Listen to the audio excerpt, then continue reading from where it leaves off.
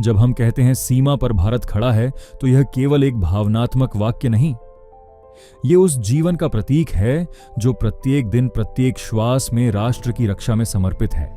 और उस भावना की प्रथम गूंज सुनाई देती है भारत के प्रथम गांव से। हिमाचल प्रदेश के किन्नौर जिले में 3600 मीटर की ऊंचाई पर भारत चीन सीमा के बिल्कुल निकट बसा भारत का प्रथम सीमावर्ती गांव नाको।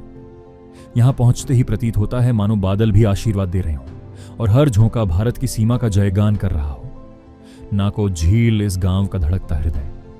शीत ऋतु में यह मौन होकर जम जाती है जैसे गहन ध्यान में लीन कोई तपस्वी, और ग्रीष्म ऋतु में यह झील बन जाती है नीले आकाश का प्रतिबिंब, मानो स्वयं स्वर्ग ने धरती पर अपना दर्पण रख दिया हो।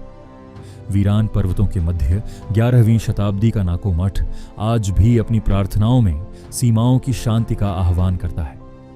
पत्थर और मिट्टी से बने घर सादगी में सौंदर्य की मिसाल है, जहां हर दीवार पर इतिहास के चिन्ह हैं और हर मुस्कान में मातृभूमि की भक्ति। यहां खेती केवल आजीविका नहीं, यह संकल्प है उस कठोर भूभाग में भी जीवन अंकुरित करने का। जौ और आलू के खेतों के बीच बसा ये गांव हमें स्मरण कराता है कि देश केवल नक्शे पर नहीं, मन के भावों में भी बसता है। नाको सिखाता है जहां धर्म है वहां संस्कृति है, और जहां संस्कृति है वहां सीमा का स्वाभिमान है। जब आप इस गांव की प्रखर शीत में श्वास लेते हैं तो अनुभव होता है सीमा केवल रक्षा की रेखा नहीं, ये राष्ट्रीय चेतना की प्रथम सांस है। नाको भारत का प्रथम प्रहरी, जहां संस्कृति, प्रकृति और राष्ट्र एक साथ जीवंत हैं। नाको केवल सीमावर्ती गांव नहीं, ये भारत का पहला संदेश है, हम सीमा पर हैं और भारत यहां से शुरू होता है।